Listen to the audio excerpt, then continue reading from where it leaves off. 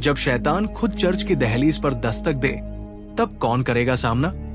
एक बच्चा बेकाबू है, एक रहस्यमयी शक्ति और एक पादरी जिसे डर नहीं लगता। सच्ची घटनाओं से प्रेरित ये कहानी आपका दिल दहला देगी। फिल्म का नाम है द पोप्स एक्सॉर्सिस्ट। कहानी की शुरुआत होती है साल 1987 में इटली के एक शांत गांव से, लेकिन ये शांति बहुत जल्द एक खौफनाक तूफान में बदल जाती है। एक मासूम लड़के के अंदर समा चुकी थी एक दुष्ट आत्मा, जिसने उसके शरीर और आत्मा दोनों को बंधक बना लिया था। तब सामने आता है एक खास व्यक्ति, फादर गैब्रियल, जो सिर्फ एक पादरी नहीं बल्कि पोप का आधिकारिक एक्सॉर्सिस्ट था। उसके पास था अनुभव, आत्मविश्वास और एक योजना। जैसे ही गैब्रियल उस घर में दाखिल होता है, उसे एहसास हो जाता है कि ये आत्मा कोई मामूली ताकत नहीं है। आत्मा गैब्रियल का मजाक उड़ाते हुए कहती है, तुम मेरा कुछ नहीं बिगाड़ सकते। लेकिन गैब्रियल भी पीछे हटने वाला नहीं था। वो उस लड़के की छोटी बहन से कहता है कि वो प्रार्थना करे, और बच्ची उसकी बात मान जाती है। अब शुरू होती है असली जंग, गैब्रियल का एक्सॉर्सिज्म। फादर आत्मा से पूछता है, तुमने इस बच्चे को क्यों चुना? आत्मा जवाब देती है, अगर तुम नहीं भागे तो तुम्हारा भी यही हाल होगा। लेकिन गैब्रियल मुस्कुराता है और आत्मा को कमजोर बताता है।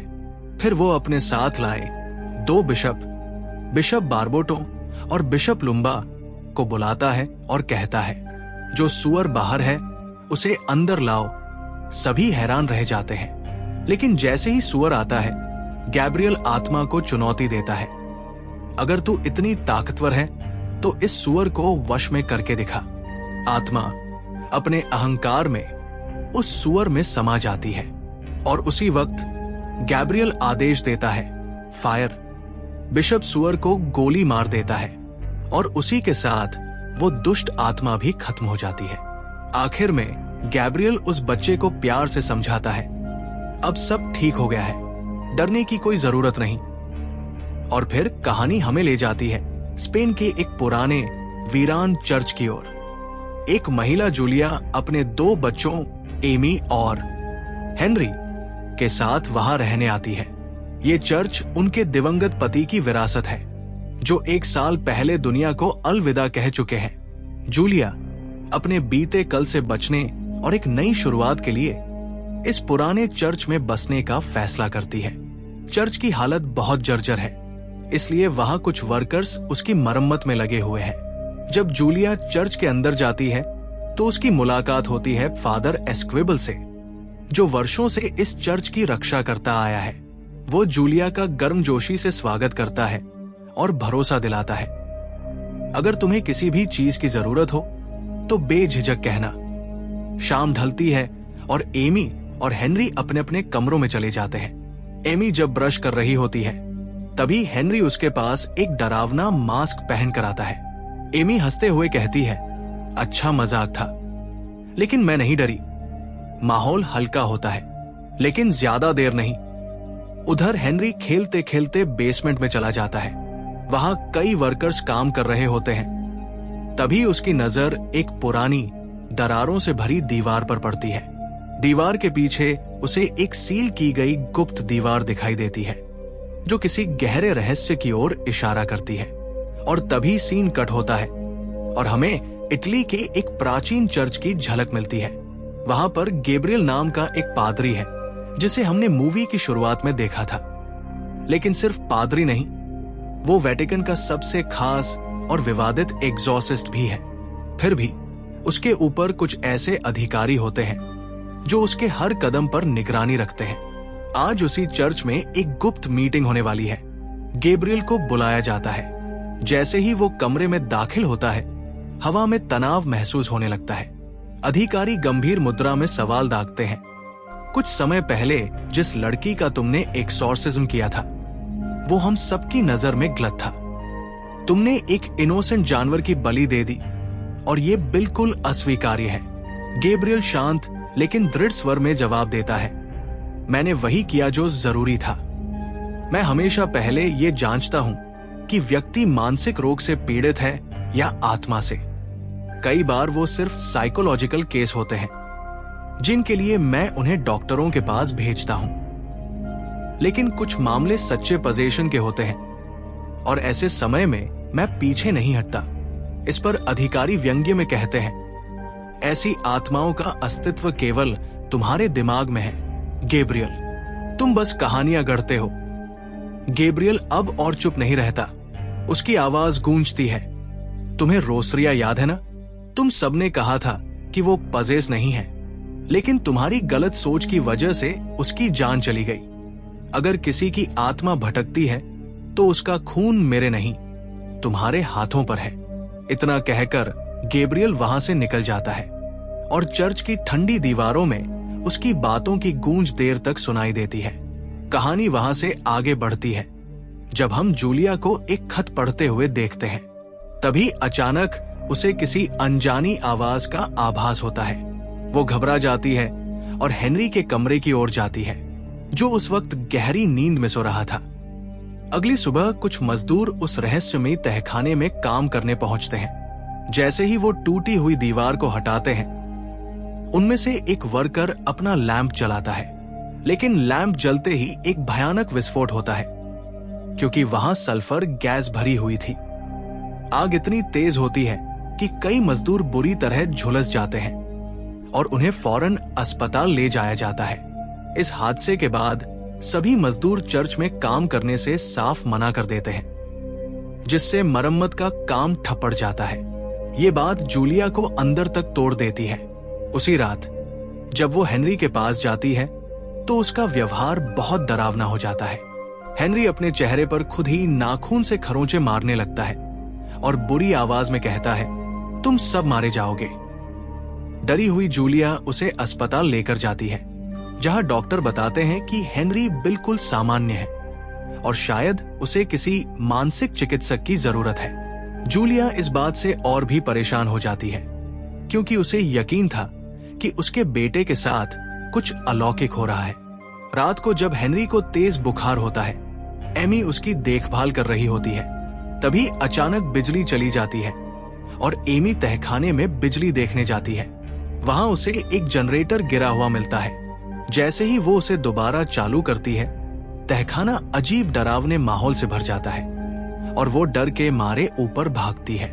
हेनरी का व्यवहार अब और भी भयानक हो जाता है।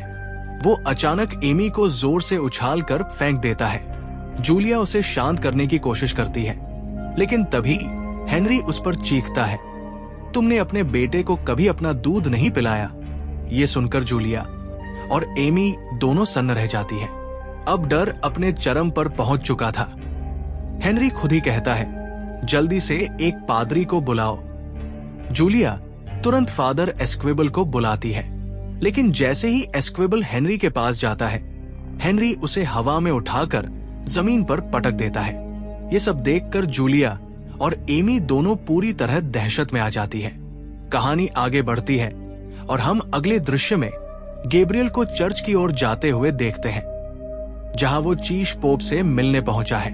पोप उसे देखकर खुश होते हैं, एक गहरी मुस्कान के साथ उसका स्वागत करते हैं। गैब्रियल आदरपूर्वक उनका हालचाल पूछता है, जिस पर पोप जवाब देते हैं, मैं बिल्कुल ठीक हूं और तुम्हारे कार्यों के बारे में बहुत कुछ सुन चुका हूं। तुम सच में एक महान कार्य कर रहे हो। इसके बाद पोप गंभीरता से गैब्रियल को एक रहस्यमयी मामले के बारे में बताते हैं। एक युवा लड़के पर एक घातक दानव ने अधिकार कर लिया है। पोप की आवाज में चिंता झलकती है। मुझे पता है कि इस लड़के को सिर्फ तुम ही बचा सकते हो। मुझे तुम पर पूरा विश्वास है। गैब्रियल बिना झिझके हामी भरता है और मुस्कुराते हुए कहता है, आप निश्चिंत रहें। इसके बाद फादर गैब्रियल स्पेन की यात्रा करता है और उसी रहस्यमय चर्च में पहुंचता है जहां जूलिया अपने बच्चों के साथ रह रही होती है। वहां उसकी मुलाकात होती है फादर एस्क्विबल से, जो गैब्रियल को देखकर चकित रह जाता है।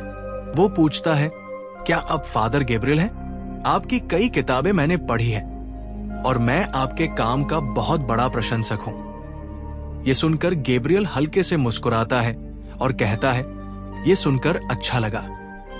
फिर वो जूलिया से मिलता है और उसे दिलासा देता है, घबराने की कोई बात नहीं है, मैं तुम्हारे बेटे हेनरी को कुछ नहीं होने दूंगा। जूलिया को थोड़ी राहत मिलती है। उसे लगता है जैसे अब उसकी उम्मीद वापस लौट आई हो। फिर गैब्रियल हेनरी के पास जाकर प्रार्थनाएं पढ़ने लगता है, लेकिन हेनरी पर कोई असर नहीं होता। वो चीखता है, तुम कुछ भी कर लो, मुझे नहीं रोक सकते, मैं सबको खत्म कर दूंगा। ये सुनकर गैब्रियल चौंक जाता है, क्योंकि ये आत्मा बाकियों से बहुत अलग और शक्तिशाली लगती है। हेनरी, जिस पर आत्मा का कब्जा है, गैब्रियल के अतीत को उगलना शुरू करता है। वो कहता है, मुझे सब पता है कायर। जब तुम आर्मी में थे, तुम्हारे साथी मारे गए और तुमने मौत का नाटक करके अपनी जान बचाई। ये सुनकर गैब्रियल के पुराने जख्म ताजा हो जाते हैं। वो तुरंत बाहर निकलता है और एस्क्विबल से पूछता है, क्या तुमने मेरा नाम या मेरी कहानी किसी को बताई है? वो इनकार करता है। फिर गैब्रियल जूलिया से बात करता है और पूछता है, क्या हेनरी के साथ बचपन में कुछ बुरा हुआ था? जूलिया बताती है कि हेनरी के पिता की एक दुर्घटना में मृत्यु हो गई थी और वो तब से गुमसुम और टूटा हुआ है। गैब्रियल समझता है कि शायद यही दुख भरा अतीत आत्मा के कब्जे की वजह बना। इसी बीच हेनरी अपनी बहन एमी को बुलाता है। जैसे ही एमी पास जाती है, हेनरी जोर से चिल्लाता है। डर के मारे एमी वहां से भागती है, लेकिन तभी एक फोन बजता है। एमी फोन उठाती है और दूसरी तरफ एक भयानक आवाज आती है, तुम मारी जाओगी। ये सुनकर वो डर के मारे अपनी मां के पास चली जाती है। घबराई हुई जूलिया गैब्रियल और एस्क्विबल के पास जाती है और कहती है, मुझे आपकी मदद चाहिए। एस्क्विबल कहता है, मैंने आज तक किसी आत्मा का एक्सर्सिज्म नहीं किया है। गैब्रियल उसे समझाता है, डरो मत, सबसे जरूरी बात यह है, उस आत्मा की बातों में मत आना, सिर्फ प्रार्थना करते रहो। एस्क्विबल तैयार हो जाता है। फिर दोनों मिलकर हेनरी के पास जाते हैं। एस्क्विबल प्रार्थना करता है और गैब्रियल आत्मा को बाहर निकालने की कोशिश करता है, लेकिन आत्मा फिर हमला करती है। वो कहती है, मैंने पहले भी तुम्हें भगाया था और अब फिर आ गए हो। इसके बाद आत्मा गैब्रियल को उसके पुराने गुनाहों और निजी भावनाओं से उकसाती है। तुम्हारी वजह से रोसरिया मरी, और एस्क्विबल से कहती है कि तुमने एक लड़की को इस्तेमाल किया और फिर छोड़ दिया, उसकी पूरी फैमिली आज बर्बाद है। गुस्से में एस्क्विबल हेनरी का गला पकड़ लेता है, लेकिन गैब्रियल उसे शांत करता है। कोई बात नहीं, मैं समझ सकता हूं। जिसके बाद एस्क्विबल भावुक होकर गैब्रियल से कहता है, मैं उससे बेहद प्यार करता था, लेकिन अब वो इस दुनिया में नहीं है। वो उससे माफी मांगता है, मेरी वजह से जो कुछ भी हुआ उसके लिए मुझे क्षमा कर दो। ये सुनकर गैब्रियल भी अपने अंदर के दर्द को बयां करता है।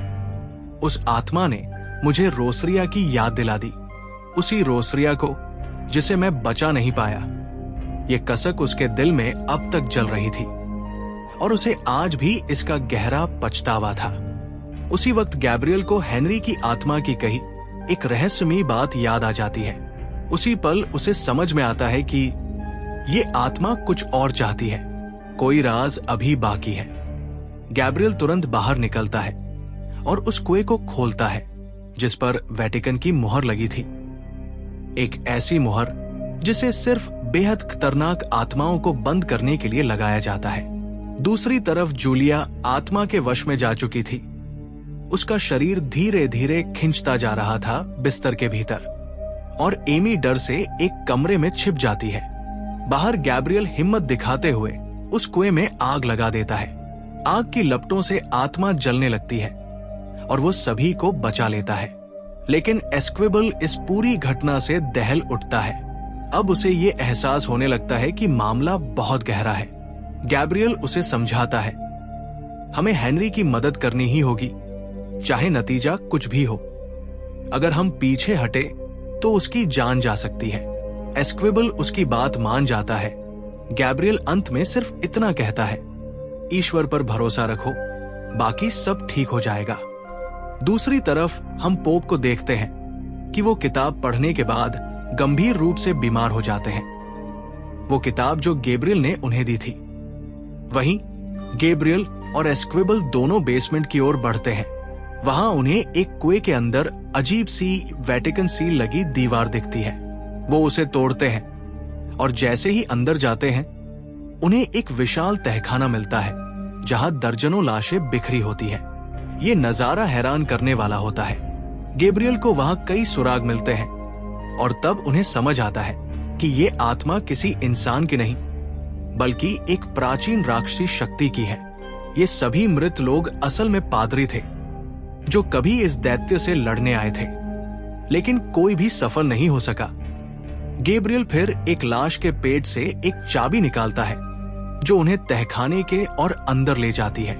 वहां और रहस्यों का पर्दाफाश होता है। इस बीच गैब्रियल एस्क्विबल से रोसरिया की कहानी साझा करता है, एक लड़की जिसे वो बचा नहीं सका। वो कहता है कि रोसरिया आत्मा से नहीं बल्कि मानसिक बीमारी से जूझ रही थी और उसने उसकी हालत को नजरअंदाज कर दिया। यही बात आज तक उसे अंदर से कचोटती है। गैब्रियल बताता है कि युद्ध के समय उसने मरने का नाटक किया था, लेकिन बाद में उसे ये महसूस हुआ कि भगवान ने उसे एक और मौका दिया है ताकि वो दूसरों की रक्षा कर सके, और इसीलिए वो अब पूरी ईमानदारी से इस बुरी आत्मा का सामना करना चाहता है। अब दोनों पूरी तैयारी के साथ उस आत्मा का सामना करने निकलते हैं जिसका नाम है एस्मोडियस, एक अत्यंत शक्तिशाली दानव। लेकिन गैब्रियल की आस्था उसे कमजोर करने लगती है और फिर आखिरी बार फादर गैब्रियल उस बच्चे को एस्मोडियस नाम की खतरनाक दैत्य आत्मा से आजाद कराने की कोशिश करता है।